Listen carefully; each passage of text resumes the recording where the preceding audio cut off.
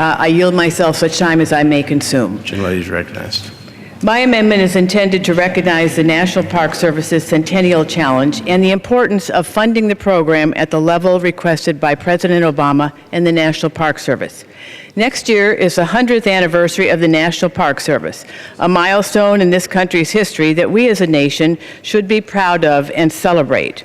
For a century now, the national parks have preserved and protected our nation's natural, cultural, and historic resources for the use and enjoyment of future generations. I am proud to represent two national parks.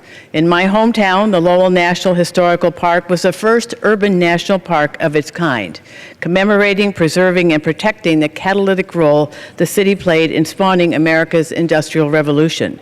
Minuteman National Historical Park is just down the road in Concord, where visitors can see firsthand where the shot heard round the world was fired and where the American Revolution began. The many visitors to both sites are grateful that our country has made the commitment to protecting our history and our landscapes for future generations, coming away awed and inspired by the sites that have shaped who we are as a people. The upcoming centennial is a tremendous opportunity to increase public engagement with our parks so that we may not only celebrate the places we love to visit with family and friends, but also make the necessary investments that will prepare our parks for the next 100 years. Despite its significant and multifaceted obligations, the Park Service budget has been shrinking, compromising its ability to ensure adequate protection to our treasured national history. Since 2010, there has been more than a 7% or $178 million reduction in today's dollars in the account to operate national parks.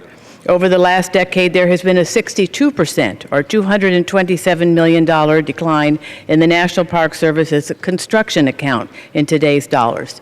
This has led to an enormous deferred maintenance backlog totaling $11.5 billion of dilapidated visitor centers, unmaintained trail centers, and failing water treatment facilities.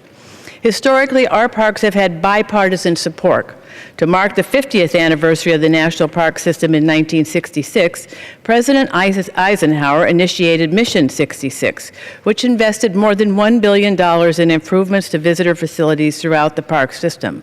10 years ahead of the 100th anniversary, President George W. Bush launched the Centennial Initiative, a 10-year, $3 billion plan to restore the parks through a combination of public and private funding.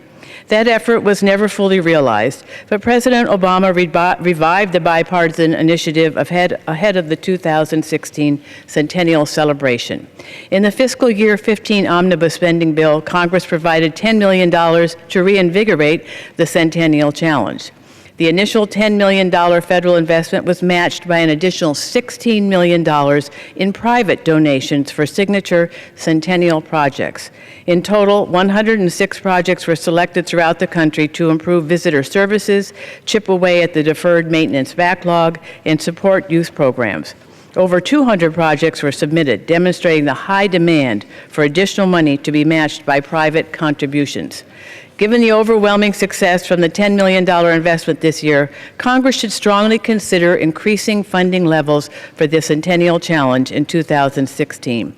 I understand that this is a difficult task given the inadequate funding allocation provided for the Interior Department under the Budget Control Act and sequestration.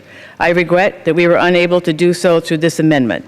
The funding allocation for the National Park Service represents yet another example of why Congress must work together on a bipartisan basis to end sequestration. I hope that we can find a way to support the Centennial Challenge and the President's budget request for the National Park Service so that we not only celebrate the places we love to visit with family and friends, but to make the necessary investments that will prepare our parks for the next 100 years. With that, Mr. Chairman, I reserve the balance of my time. Gentlelady from Massachusetts.